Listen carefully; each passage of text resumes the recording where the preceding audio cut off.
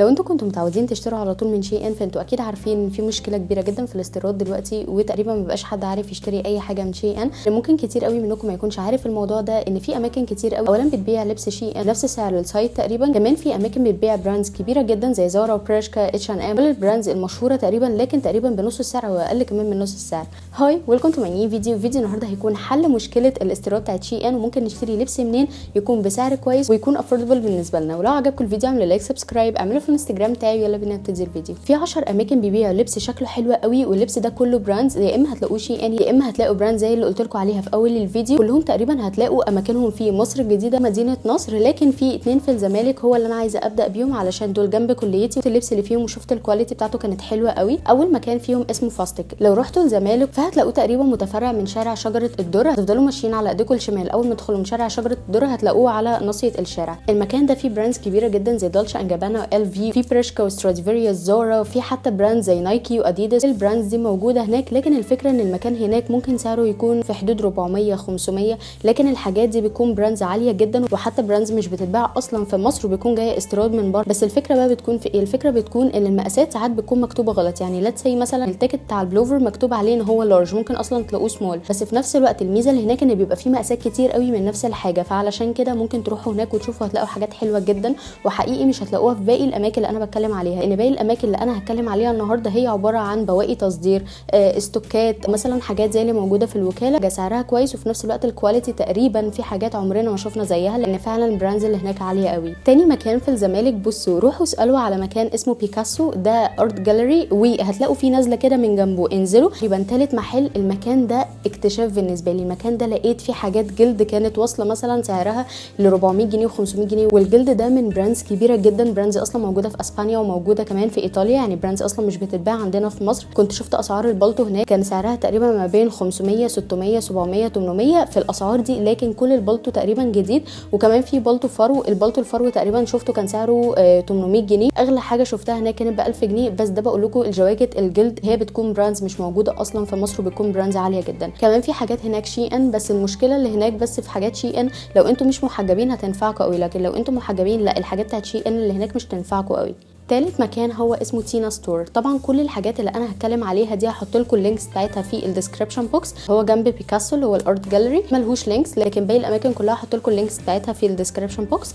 اول مكان اسمه تينا ستور. تينا ستور ده برده بيعمل نفس الكلام، بيبيع حاجات شي ان، بيبيع حاجات زارا وبريشكا. دي الحاجات اللي انا شفتها عنده. طبعا الحاجات دي بتكون صدف، يعني ما تتوقعوش ان انتوا لو شفتوا حاجه رحتوا تاني هتلاقوا نفس الحاجه دي. اكيد كلنا عارفين الكلام ده. الفرق ما بينها وما بين الوكاله ان انتوا هتكونوا مرتاحين اكتر وانتوا بتدوروا على الحاجه، مش هتكونوا مزنوقين، مش هتلاقوا حاجات كتير قوي ممكن ما تعجبكوش، لا هتلاقوا الحاجات تعجبكم بسهوله. رابع مكان اسمه سيا ستور. سيا ستور ده الفكره فيه ان الفساتين هناك حلوه قوي، في فساتين عندهم كانت جميله جدا. شفت الفساتين حتى اللي طالعه موضه اللي هي الكاروهات والحاجات اللي انا هحط لكم صورتها هنا دي، الفساتين دي نازله موضه جدا السنه دي، شفت منها كتير قوي هناك. كمان شفت عندهم كارديجانز والجواكت البامب هناك كانت حلوه جدا، فلو بتحبوا الحاجات دي ممكن تروحوا سيا ستور اكيد هتلاقوها. خامس مكان اسمه فالي ستور. فالي ستور ده بقى اكتر حاجه مشهوره فيه او اكتر حاجه كانت موجوده فيه لما انا رحت، برده عشان برده ما كنتش كدابه، ممكن تروحوا ما تلاقوش نفس الحاجه دي وتلاقوا الحاجات اتغيرت. حاجتين، اول حاجه الجواكت الفرو، الجواكت اللي هي بتكون فيها فرو كده او محشيه فرو من جوه، دي كانت اكتر حاجه موجوده هناك. تاني حاجه عارفين القمصان اللي بتكون كرهات وتقيله كده شويه، برده كان موجود منها كتير قوي هناك. لو عايزين تشوفوا الحاجتين دول فانتوا ممكن تروحوا هناك، اكيد هتلاقوا منهم لسه في حاجات باقيه. المكان اللي بعد كده انا مش عارفه انطق اسمه قوي الصراحه، هو اسمه يا نوتير يا نوتوير،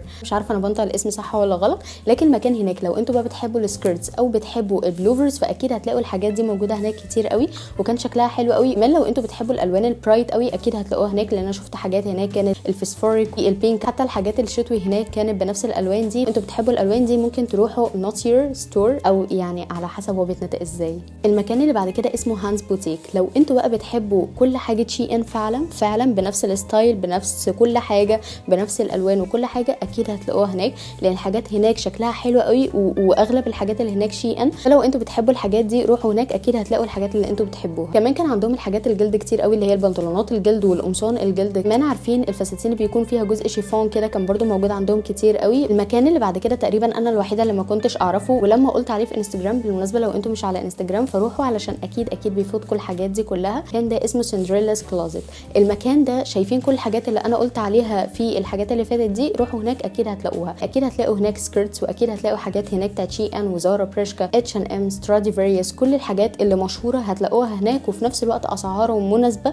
هو ممكن تكون زي مثلا فاستك هو اول ستور خالص، لكن في نفس الوقت هتلاقوا حاجات كتير قوي جديده وهتلاقوا الكواليتي عاليه قوي. المكان اللي بعد كده اسمه كاتشر. المكان ده كل حاجه شي ان بقى، هو بيجيب كل حاجه شي ان، كل حاجه انتوا عايزينها من السايت. ممكن كمان ان انتوا تقولوا لهم على الحاجه اللي انتوا عايزينها وهم هيجيبوها لكم. طبعا هيزودوا عليها سعر بسيط قوي. في الاول ما كانتش عجباني، لكن بعد كده حسيت اللي هو ميك سنس. هو كده كده اصلا فكره الاستيراد صعبه قوي، ان هم يزودوا مبلغ على اي حاجه فكره منطقيه بالنسبه لي. فيديو كمان كنت عاملاه قبل كده عن اماكن ممكن تشتروا منها لبس بسعر كويس جدا، هحطه لكم فوق في الاي. في برده اماكن بتبيع نفس حاجات شي ان، بس الكلام برده لو انتوا عايزين حاجه ممكن تقولوا لهم، هم برده بيزودوا عليها. انا مش عارفه الصراحه النسبه كام. المكان اللي بعد كده اسمه يورز. بصوا لو انتوا بتحبوا بقى الحاجات الكلاسيك قوي، لو انتوا بتحبوا البالتو والحاجات التقيله، فروحوا هناك اكيد هتلاقوا الحاجات اللي انتوا بتحبوها. فيلا في التجمع الاول، المكان ده برده فيه حاجات حلوه قوي، فيه حاجات كلاسيكس كتير قوي. يعني لو انتوا مثلا بتحبوا حاجات زارا، لو انتوا مثلا بتحبوا الحاجات التقيله شويه، فاكيد هتلاقوها هناك. المكان اللي بعد كده اسمه 2 باي 2 كلوزنج. برده اعتقد المكان ده كان مشهور قوي وانا اللي ما كنتش اعرفه. عارفين ستايل واتساب، عارفين اللبس التركي والحاجات دي، المكان ده بيبيع الحاجات شبه بتاعه واتساب جدا، وبرده اسعارهم كويسه جدا. هتلاقوا عندهم حاجات باله اللي هي شبه بتاعه الوكاله شويه،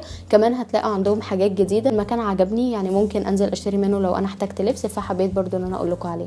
اخر مكان ده بقى لو انتوا بتحبوا الاكسسوارز، لو انتوا بتحبوا الحاجات اللي هي بتكون فانسي كده شويه او بتكون غريبه شويه، اكسسوارز مثلا مش مشهوره قوي شكلها جديد كده، فالمكان ده اسمه ست الحسن. هتلاقوه في شارع بطرس غالي في روكسي. المكان ده حلو قوي، لما دخلته حسيت اللي هو واو بجد، كل حاجه ممكن تتوقعوها موجوده، كل الاكسسوارز، حتى الاكسسوارز بتاعه الفرح او بتاعه اللبس السواري او كده هتلاقوها برده هناك. ميك اب كتير قوي، لو انتوا بتحبوا الميك اب برده هتلاقوه بسعر حلو قوي هناك. المكان ده حقيقي من اكتر الاماكن اللي عجبتني. فكره في اماكن كتير قوي في مصر الجديده بتبيع كل الاكسسوارز اللي انتوا ممكن تكونوا بتشوفوها على اي موقع، هتلاقوها برده هناك سعرها حلو قوي. بصوا في مكان انا مش عارفه اسمه لان المكان ملوش اسم، لكن المكان ده انا بشتري منه كل الاكسسوارز بتاعتي وكلها بتكون تحفه زي الحاجات اللي احنا بنشوفها بالظبط في بنترست. المكان ده لو عارفين ابو حيدر، ابو حيدر هتدخلوا كده من جنبه تفضلوا ماشيين على طول، هتلاقوا فيلا في وشكو او مكتب او اي حاجه. anyway تقوموا داخلين يمين، اول محل هتلاقوه بتاع واحد بتاع اكسسوارز. المكان ده بيبيع باسعار حلوه قوي، كمان الحاجه تبقى فارقه عن مثلا الشارع اللي بره، بتكون فارقه مثلا 10 او 20 جنيه. يعني انا جبت البريسلت دي، هسيب لكم صورتها هنا عشان هي مش معايا دلوقتي،